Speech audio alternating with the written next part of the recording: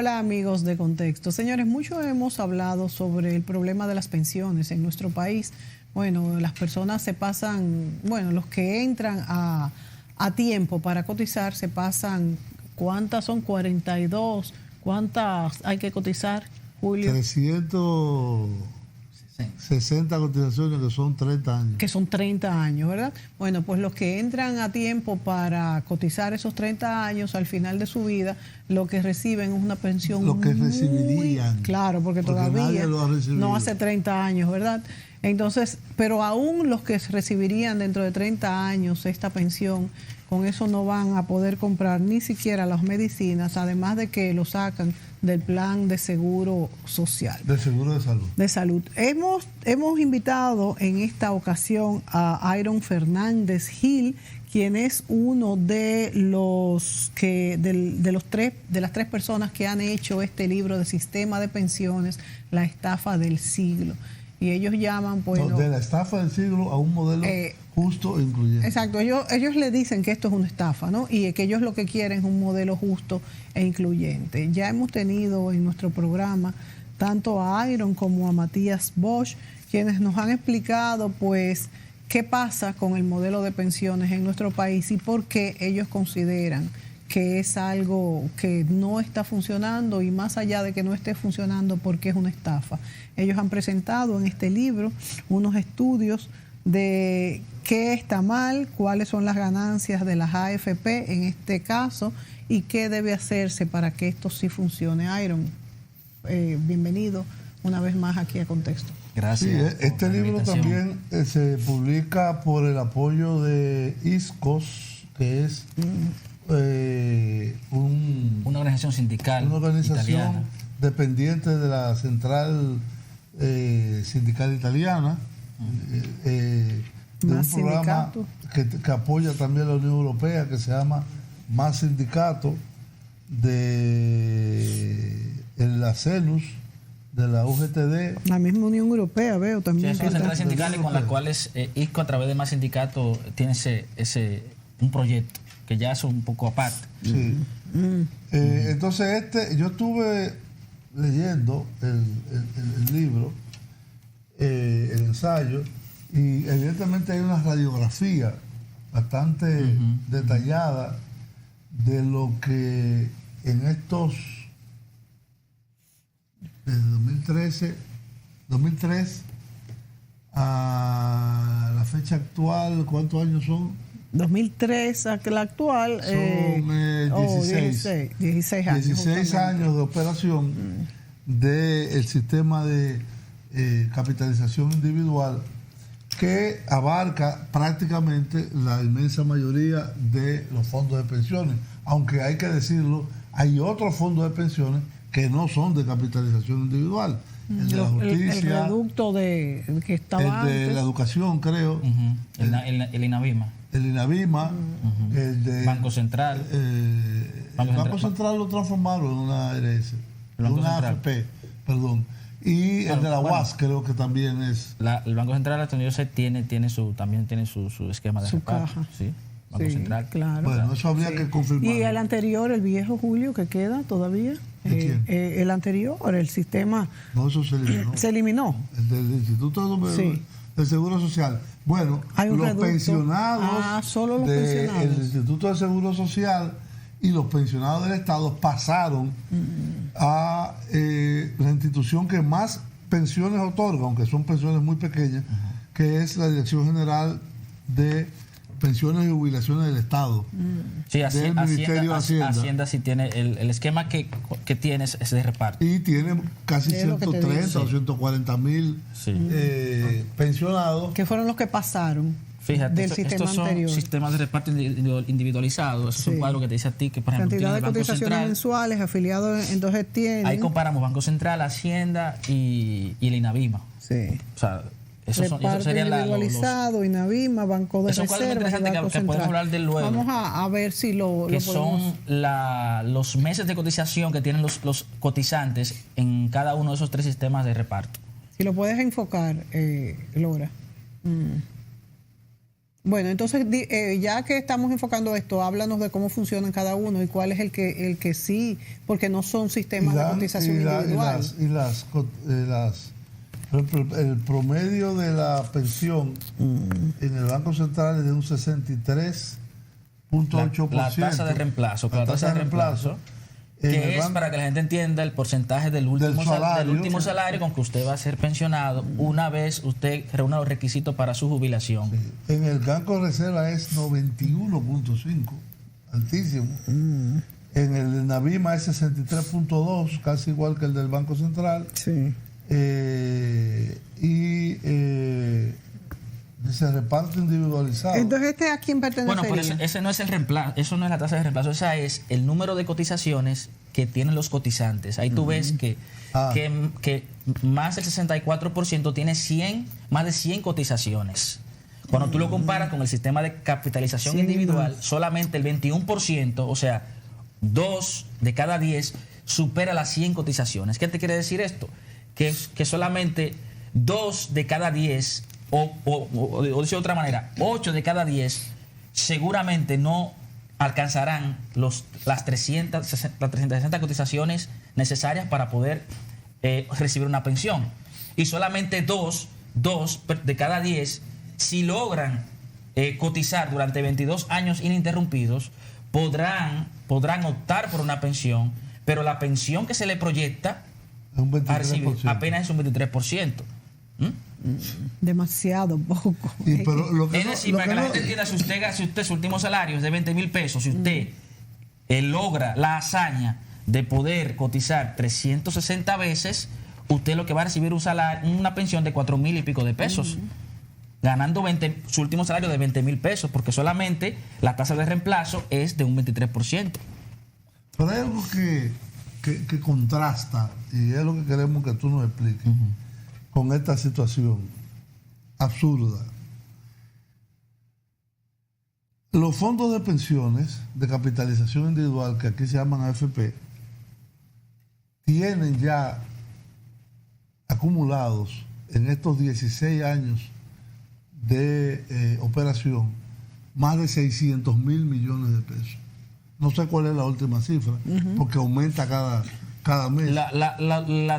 Los fondos que manejan las AFP rondan ya los 450,000 millones de pesos. Anda por ahí. O sea, pero lo que pasa es que tú estás hablando ya de los fondos totales que incluyen del sistema. Que incluyen también los esquemas de reparto, que son más de 100,000 millones de pesos. Pero el grueso de los fondos son manejados. Los que son de las AFP no llegan todavía a 500,000. Rondan los 500,000. Se está incluyendo ahí cuando nos hablan con el sistema de reparto también, con estos otros. Sí, pero dice que está cercano a los 500,000. Sí, cercano a los 500,000. Vamos a suponer que son esos 500,000. Sí. ¿Cómo algo que ha acumulado 500,000 millones de pesos, o 480, o 510, lo que fuere, en el cual todo asalariado, y esa es la parte más grave, está obligado a cotizar? Y su empleador, porque a diferencia del esquema chileno, que solo el empleado es el que cotiza, en el caso dominicano el empleador inclusive paga una parte. Paga un 7.10 creo que por ciento. De lo que es el aporte por la parte de pensiones y también por salud. Bueno, es decir, como algo que ya tiene 16 años operando, o va para 16 años operando, que tiene 500,000 millones de pesos acumulados o algo similar, que no ha otorgado una sola pensión por vejez desde estos 16 años, seguirá acumulando por lo menos en los próximos 14 años también cotizaciones, y podrá llegar. Sí, porque la primera se estima que las primeras pensiones se estarán otorgando por el 2033. Sí, 2030. Y entonces el que comenzó tarde a cotizar, ¿qué pasa con esa persona? El que comenzó y ya tenía... lo que está pasando, o sea, a esa persona se le devuelve los pocos dinero que tiene en su cuenta individual. Es un ahorro forzado que al final no se transforma en pensión. Sí. Y si se logra transformar en pensión, es una pensión de un nivel tan bajo que prácticamente es de miseria. Entonces, esa es la realidad. Los fondos de pensiones fueron creados y están controlados por instituciones financieras. Privadas. Fundamentalmente. Bueno, hay uno de la del Banco de Reserva. Pero su lógica de funcionamiento es una lógica gerencial, es la misma. Con fines de lucro. De hecho, es una de las que más ingresos recibe vía comisiones. Más del 80% de los ingresos de la AFP de reserva es vía comisiones. La comisión por administrar los fondos y la comisión esta que le llaman anual complementaria, que no es más que cuando la rentabilidad que obtiene el fondo es por encima de la tasa de interés. Explícalo mejor. ¿De dónde salen los ingresos? ¿Qué hacen las AFP? No importa si sea reserva, X, Y o Z. ¿Qué hacen mayormente con ese dinero? Lo invierten en papeles del Estado, en bonos del Ministerio de Hacienda y en certificado del Banco Central. Eso fundamentalmente. 80%. Porque está prohibido invertirlo fuera. No. De hecho, la ley 8701 establece que se deben priorizar los sectores productivos, los áreas de interés social y sobre todo la promoción de la vivienda. Pero ¿por qué dicen que hay que cambiar la ley para eso? La composición de la inversión de los fondos, o sea, es fundamentalmente en la banca pública y en la banca comercial que están invertidos los fondos de pensiones. O sea, básicamente en instrumentos públicos. Pero algo que no entiendo.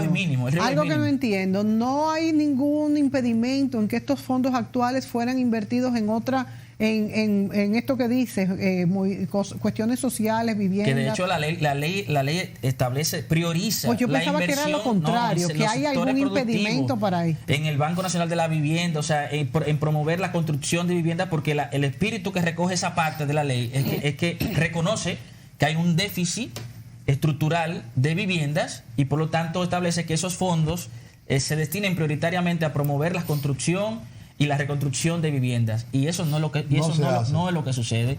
Eso no es lo que sucede. Ahora bien, la OIT recientemente publicó un estudio donde se habla se llama la reversión de las pensiones, de los sistemas de pensiones, fundamentalmente los sistemas de pensiones de capitalización individual. Ahí se establece que el 60% de los países que han establecido un sistema de capitalización individual con administración privada de los fondos han revertido el sistema.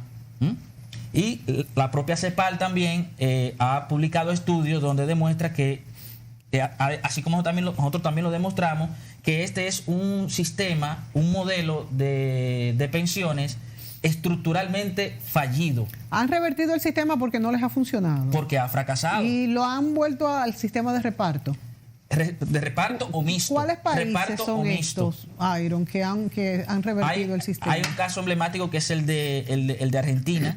El de Argentina, que tenía un sistema de capitalización individual y en el año 2010 lo revirtió por completo, o sea, pasó al sistema de reparto por el fracaso que significaron las pensiones en más de una década, con tasa de reemplazo alrededor del 30%, y en un sistema que, como sucede que en el caso de República Dominicana, genera cuantiosos beneficios en manos de unos pocos grupos financieros. Estamos hablando de que, por ejemplo, en República Dominicana ya las ganancias de las AFP superan los 30 mil millones de pesos.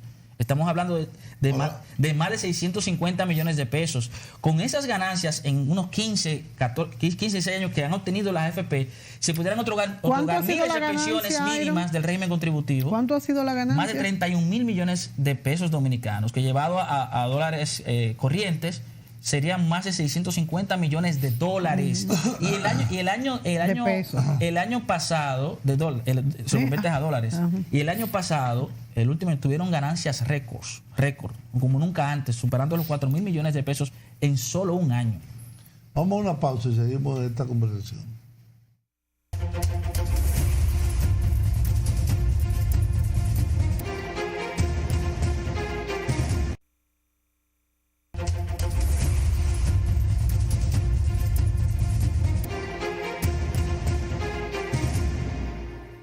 Bien, amigos, continuamos conversando con Iron Fernández de la Fundación Juan Bosch sobre este libro, sobre el sistema de pensiones en la República Dominicana, que acaba de poner en circulación la fundación junto con el patrocinio de ISCOS, que es un organismo de la Central Italiana de Trabajadores y que cuenta también con el apoyo de la Unión Europea, ese organismo.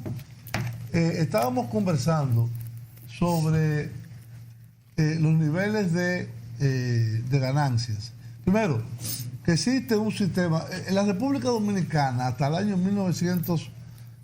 2001 no existía un sistema de pensiones.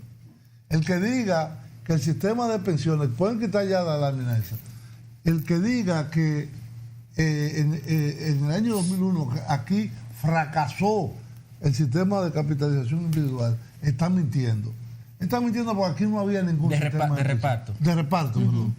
El sistema de no reparto. Había, con carácter nacional, con carácter universal, no existía. El IDSS tenía un pequeñísimo porcentaje de la población. Porcentaje, creo que un 3% de la población, y el resto, instituciones individuales que hacían algunos programas de pensiones, las Fuerzas Armadas, la Policía, la Universidad Autónoma de Santo Domingo y otros más.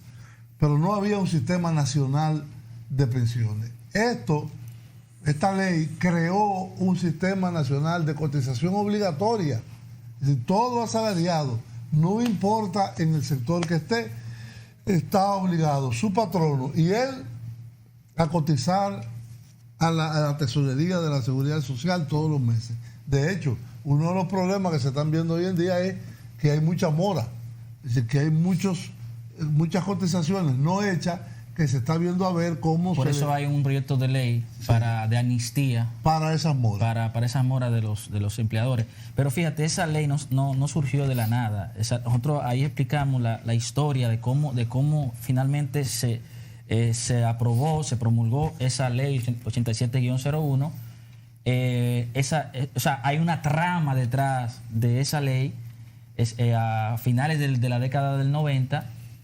De hecho, nosotros pudimos constatar, porque también nosotros hicimos entrevistas a actores claves que participaron en el proceso de discusiones para esa ley, como fue el ex vicepresidente de la República, el doctor Rafael Alburquerque, que en ese momento era ministro de Trabajo, que fue uno de los que se opuso al proyecto final, porque es bueno que la gente sepa que habían dos proyectos. Había un proyecto... A mí me consta porque yo era subsecretario técnico de la presidencia y participaba en la Comisión de Reforma de la Seguridad Social. Había un proyecto, tú sabes entonces que había un proyecto de reparto. Sí. Eso fue en el gobierno de Leonel Fernández, que se creó una comisión tripartita. Sí. Habían dos. Había y uno. Luego al final también se introdujo y ahí hubo entonces una... Pero ese se aprobó en el siguiente gobierno. Sí, en el gobierno de Fernández. Pero ya ahí comenzaron ya los determinados sectores a cabildear. Locales, o sea, la banca privada a cabildear, a hacer sus amarres. De hecho, los banqueros fueron a Chile a ver el modelo chileno y ver la asesoría del Banco Mundial. Y entonces el Banco Mundial, el BI, el Fondo Monetario Internacional, que introdujo plata para eso, mucha plata, millones de dólares, y también y para pagar expertos locales e internacionales para que finalmente ese fuese el proyecto que se aprobara.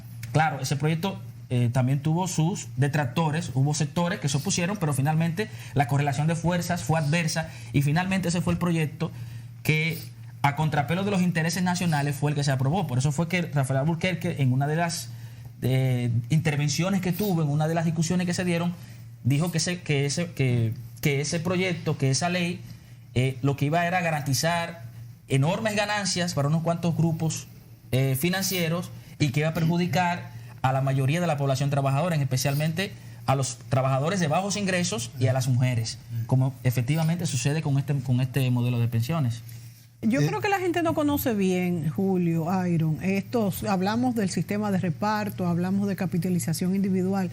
Yo creo que sería conveniente, para que la gente entendiera mejor, explicar cuáles son las bondades de uno y otro a tu juicio y a juicio de las personas que han hecho este estudio, y en qué se beneficiarían los trabajadores con este sistema de reparto que ustedes proponen como mejor. Fíjate, la propia CEPAL ha establecido que este modelo, un modelo que solamente lo tienen apenas, 4 países en América Latina. Aquí veo que ustedes ponen que Argentina, Brasil, Cuba, Ecuador, Guatemala, Haití, Honduras, Nicaragua, Paraguay, Venezuela, Colombia, Perú y Perú. Lo tienen todos de reparto. Entonces Perú, Uruguay y Costa Rica mixto, Panamá mixto. Y solo Chile y República Dominicana tienen capitalización individual. Chile, México y El Salvador, pero solamente República Dominicana que lo tiene en estado puro. En estado puro, no lo ha hecho una modificación sustancial al sistema. De hecho, por eso se está tratando de hacer modificaciones que para nosotros entendemos que son modificaciones que no van a cambiar de fondo el sistema. La CEPAL establece, por ejemplo, que este es un sistema que donde hay mucha informalidad, donde hay bajos salarios, donde la gran mayoría de la población tiene bajos salarios, donde hay demasiada inestabilidad laboral. Aquí un trabajador promedio no dura 2 o 3 años en un trabajo y por lo tanto tiene que por eso es que un indicador de bondad de un sistema, de cualquier sistema de pensiones, es la cobertura efectiva. Y tenemos que si ese trabajador pasa solamente 5 años sin una trabajar, tercera parte, tenemos que solamente 1 de cada 3 trabajadores cotiza en el sistema, apenas un 34% de la población económicamente activa cotiza en el sistema. Apenas, 1 de cada 3. Un tercio de la población. Un tercio de la población trabajadora cotiza en el sistema. Entonces, que desde el punto de vista de la cobertura es un sistema fracasado. Y hay otro indicador de calidad, que es la tasa de reemplazo. Es decir, ¿cuánto te van a dar de pensión? ¿Cuánto te van a dar? ¿Cómo pasaría en el sistema de reparto? Y la proyección es apenas que ya la conoce mucha gente. O sea, es apenas un 23% de tasa de reemplazo. Está súper claro de los que hayan cotizado las 303. O sea, que cuando uno se jubila... De apenas 2 de cada 10 cotizantes tendrían la opción de una pensión si logra cotizar por 22 años ininterrumpidos, porque solamente el 21% tiene más de 100 cotizaciones. Independientemente de eso, en el sistema de reparto, aquellos trabajadores que están en la informalidad, ¿cómo se cubrirían? En el sistema de reparto hay un financiamiento tripartito.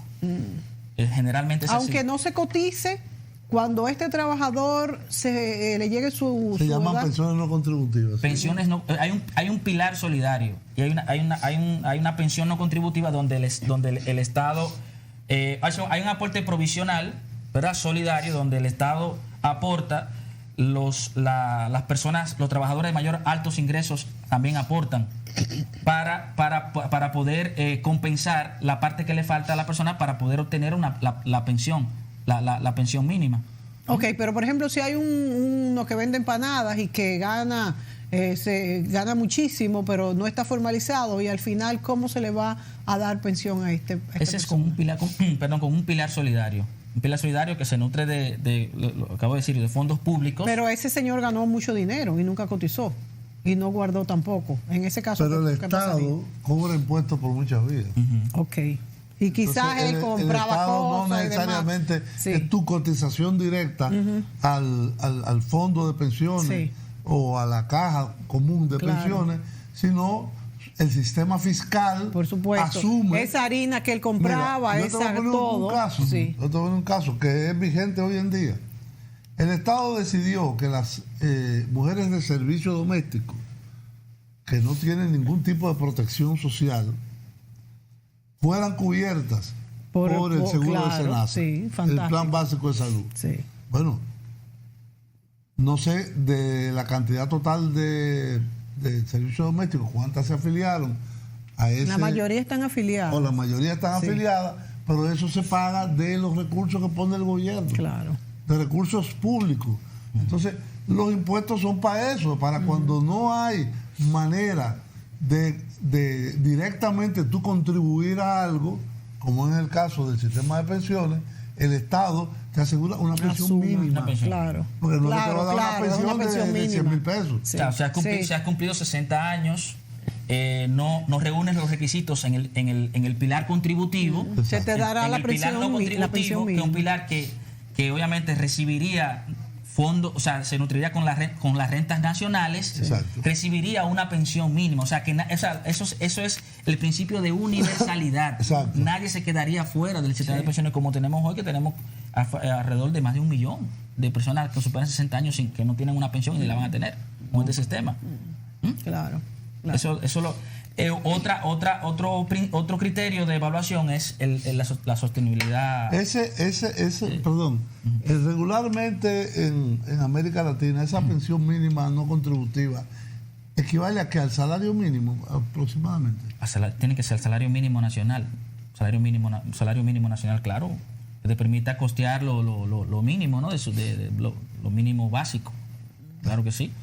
Sí, porque en el caso dominicano hay 14 salarios mínimos. 14, sí. Y bueno, nosotros hemos calculado más porque hemos convertido salarios que son a destajo, lo hemos convertido a mensual también y hemos calculado 22, imagínate, 22 salarios mínimos. Tiene que haber un salario mínimo nacional. Pero claro, mensuales hay como 14, pero nosotros inclusive creo que de eso hemos hablado aquí.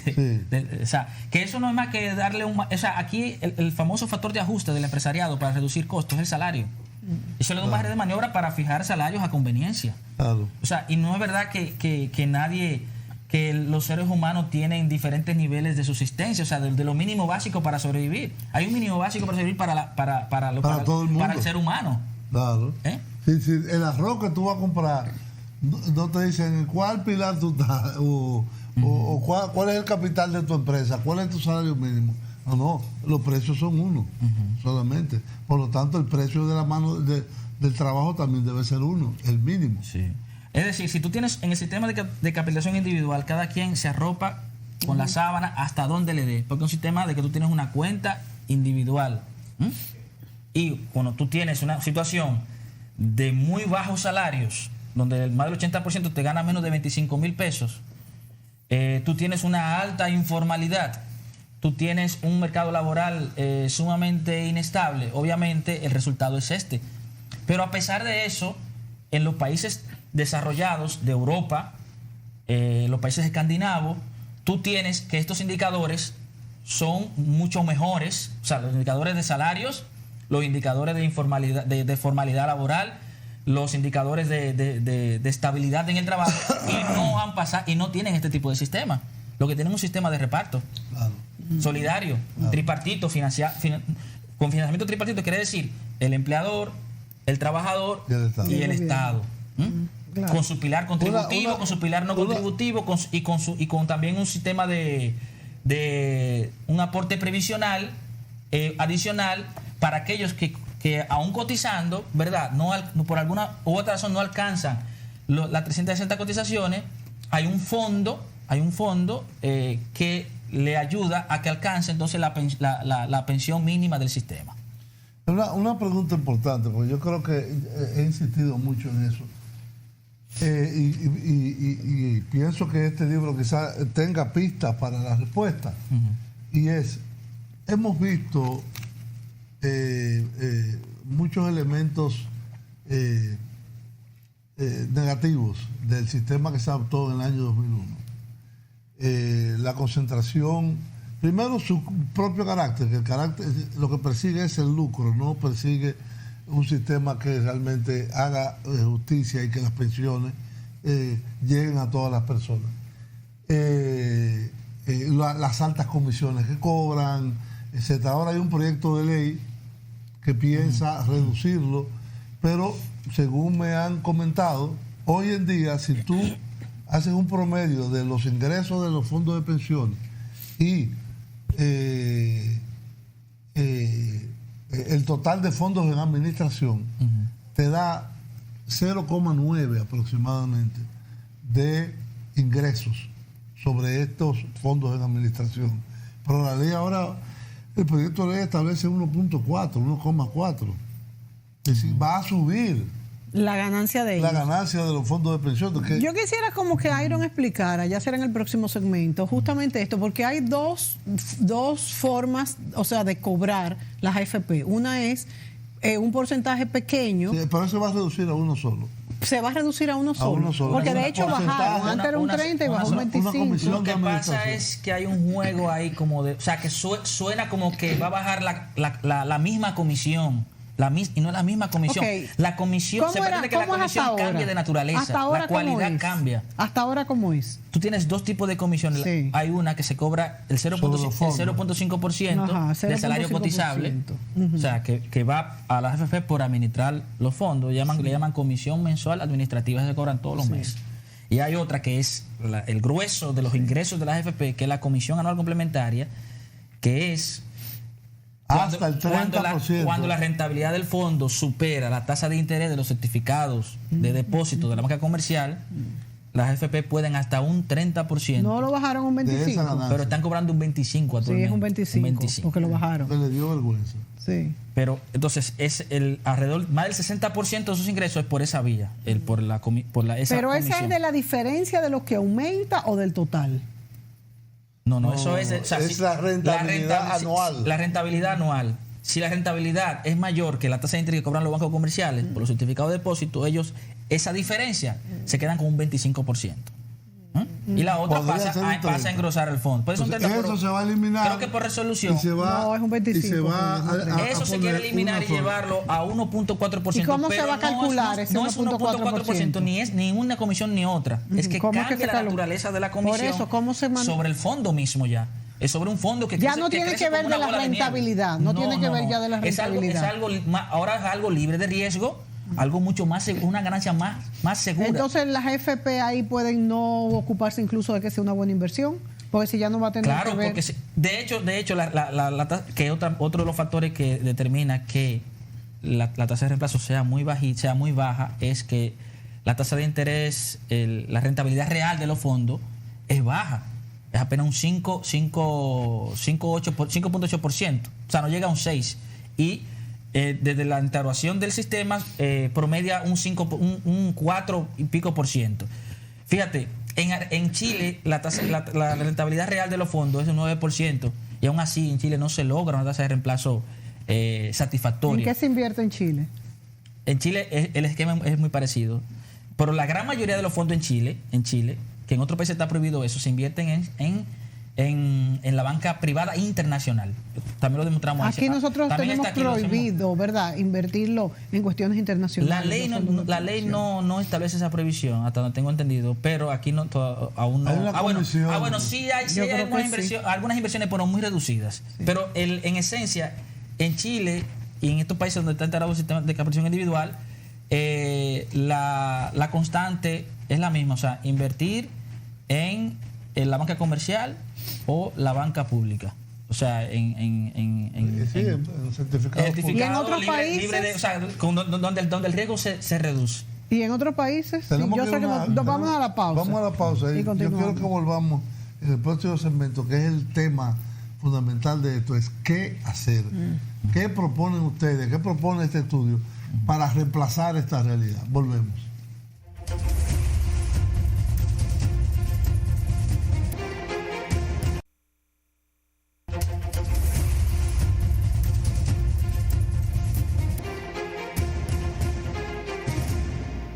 Bien, amigos, seguimos con esta conversación con Iron Fernández Gil sobre la publicación que recientemente realizó la Fundación Juan Bosch y con el patrocinio de el programa internacional de los sindicatos italianos ISCOS sobre el sistema de pensiones en el país. El libro, como ustedes ya saben, se llama El sistema de pensiones de la estafa del siglo a un modelo justo e incluyente. Yo quiero ahora que nos concentremos no tanto en la crítica, sino qué debe hacerse para transformar este marasmo que tenemos hoy en día, para tener primero pensiones, que la gente acceda a pensiones, porque después de 16, 17 años cotizando, debería de haber muchas personas pensionadas, porque el principio del sistema de reparto es que el que cotiza financia al que está envejeciendo ahora, no que tú ahorras tu propio retiro. Si tú lo ahorras en la medida en que tú lo compartes con otra generación. Es una solidaridad intergeneracional. Que es parte de lo que deben ser usados los impuestos. Exacto. O sea, porque es un pilar contributivo hay un pilar contributivo de reparto, que es lo que tiene la gran mayoría de los países en el mundo. Solamente muy pocos países tienen este sistema. Y la gran mayoría de los países, como he dicho anteriormente, lo han revertido porque al final ha resultado un fracaso. Y otros le han hecho reformas estructurales a su sistema de capitalización individual. O sea, hay modelos que son paralelos, que tú eliges entre, que Colombia y Perú lo tienen así. Tú eliges entre capitalización individual y reparto. O reparto. Hay otro ¿Y cuál es la ventaja para elegir? ¿Cuál es la ventaja entonces de elegir capitalización individual ahí? Que tú eliges cuánto ahorras. Bueno, ahí que cada quien elige, pero cada quien ahí tú tienes la oportunidad de informarte y determinar cuál es el sistema que más te conviene. Pero ahí tú no estás obligado a un sistema de capitalización individual. Ahí tú puedes elegir el sistema de reparto o el sistema de capitalización individual. Ahí no ¿Cuál sería la ventaja en ese caso, en esos países, cómo funciona para elegir reparto? Bueno, para elegir capitalización por ejemplo, individual. Aquí, aunque se prevé en la ley de seguridad social, se supone que tú puedes, más allá de tu cotización personal obligatoria, si tú ganas tanto, tú tienes que cotizar tanto, tú puedes hacer aportes adicionales. Entonces, ese es el mixto. No, tú puedes decir, mira, me gané este $1.000.000, métemelo en mi fondo de pensiones individual. Aquí no se puede. Aquí no dejan. Las AFP no te dejan incrementar tus aportes. Si tú quieres una herencia o te sacaste de la lotería o lo que sea, poner una parte, no lo puedes hacer. En los sistemas de capitalización individual, esa es una de las características. Es un ahorro personal que tú haces. Y es forzoso. Es un ahorro forzoso, obligatorio. No, hay uno forzoso y hay otro que es voluntario. Ahí voy, entonces el sistema mixto, que lo tienen países como Uruguay. Costa Rica. En el sistema mixto es obligatorio cotizar en el de reparto.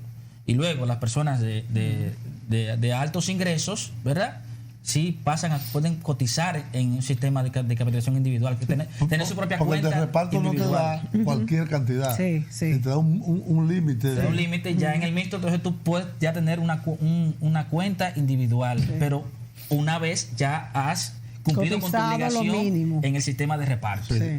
¿Ustedes qué proponen aquí? Nosotros proponemos una especie de sistema mixto. Proponemos primero que haya un pilar contributivo solidario de carácter público, donde tripartito, donde cotice el Estado, cotice el empleador, el trabajador, y que garantice un beneficio definido, una pensión definida que no debe ser menor a un salario mínimo nacional. Ni mayor a tanto. Bueno, que no puede ser menor a al salario mínimo nacional. Lo que no puede ser menor. Pero hay, por ejemplo, países donde dicen no puede ser mayor a 5 salarios mínimos. O a 6, no sé. Ustedes conciben eso. No, esa es la cotización. Lo que no concebimos es que sea menor a un salario mínimo nacional, que debe corresponderse con los indicadores de costo de la vida. Eso es lo que planteamos ahí. Es un pilar. Ellos no contemplan eso. Un pilar contributivo. Que no debe ser inferior, reitero, a un salario mínimo nacional. Un aporte previsional realmente solidario, donde aporte los contribuyentes de más altos ingresos, ¿verdad?, hagan un aporte adicional, como pasa actualmente con el Fondo de Solidaridad Social. Hay un Fondo de Solidaridad Social donde el empleador aporta un 0.4%. Entonces ahí aporta el empleador, aporta el Estado. Estoy hablando de las contribuyentes de más altos ingresos. O sea, el empleador sí aporta en ese previsional, pero los trabajadores de más altos ingresos aportarían. ¿Para qué esto?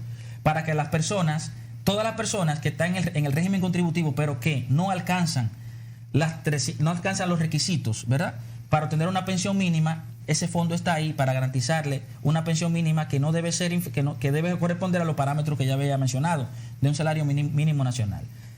Un pilar no contributivo, ¿verdad?, que se nutre de las rentas nacionales, para que todas las personas de más de 60 años que no acceden por X o Y razón a una pensión, reciban una pensión. El que, por ejemplo, gana 40,000 pesos y guarda, ¿verdad?, tanto el empleador como el empleado, el porcentaje de esos 40,000 pesos, va a recibir en base a esos 40,000 pesos o al sueldo mínimo.